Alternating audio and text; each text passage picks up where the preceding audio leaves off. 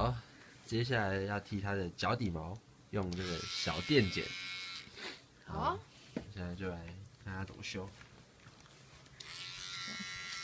它的肉球的周围把多余的杂毛给剃掉把。这个打开，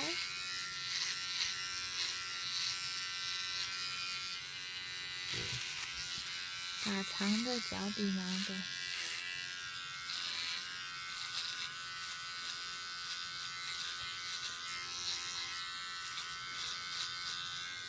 抽掉，这样就可以好啦。，以上就是剃脚底毛与小电剪的使用方法。然后我们家米娜喜欢躺着剪。